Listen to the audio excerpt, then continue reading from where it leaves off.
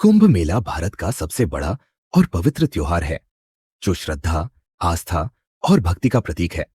इसे दुनिया का सबसे बड़ा धार्मिक और सांस्कृतिक आयोजन भी कहा जाता है। हर बार करोड़ों लोग इसमें हिस्सा लेने के लिए एकत्र होते हैं। लेकिन क्या आपने सोचा है कि कुंभ मेला कैसे शुरू हुआ?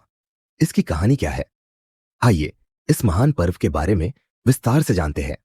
कुंभ मेले की शुरुआत का संबंध समुद्र मंथन से है।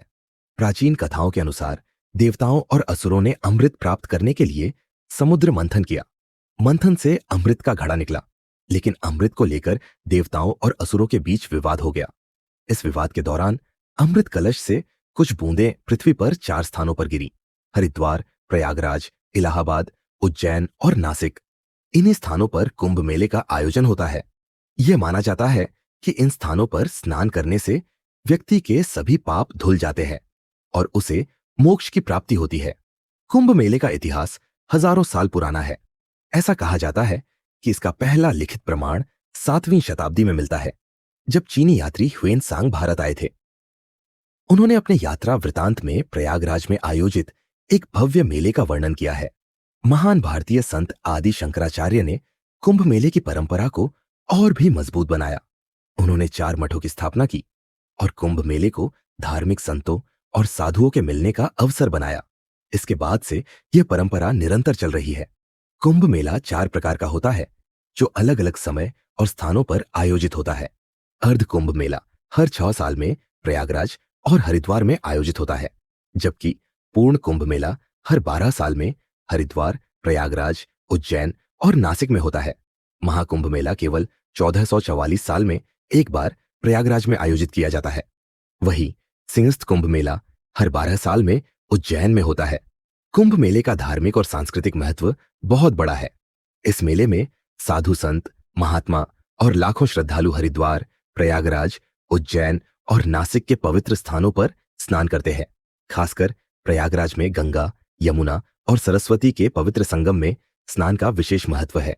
यह माना जाता है कि कुंभ में स्नान करने से व्यक्ति के सभी पाप धुल जाते हैं और वह पवित्र हो जाता है। कुंभ मेले में अलग अलग अखाड़े के संतों और साधुओं के समूह हिस्सा लेते हैं, जो मेले की शोभा बढ़ाते हैं। शाही स्नान के अलावा साधु संत और धार्मिक गुरु अपने प्रवचनों से लोगों को मार्गदर्शन देते हैं। मेले में भजन, कीर्तन और अन्य सांस्कृतिक कार्यक्रम भी आयोजित होते हैं, जो इसे धार्मिक और सांस्कृतिक दृष्टि से और भी समृद्ध बनाते हैं।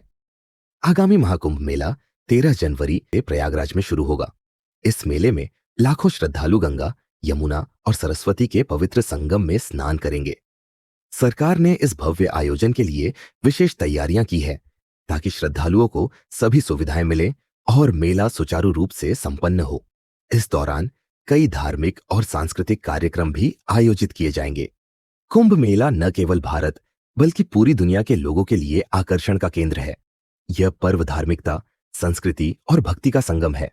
यहाँ लोग न केवल स्नान करने बल्कि ज्ञान प्राप्त करने और आध्यात्मिक शांति पाने आते हैं। तो यदि आपको मौका मिले तो एक बार कुंभ मेले का अनुभव जरूर लें।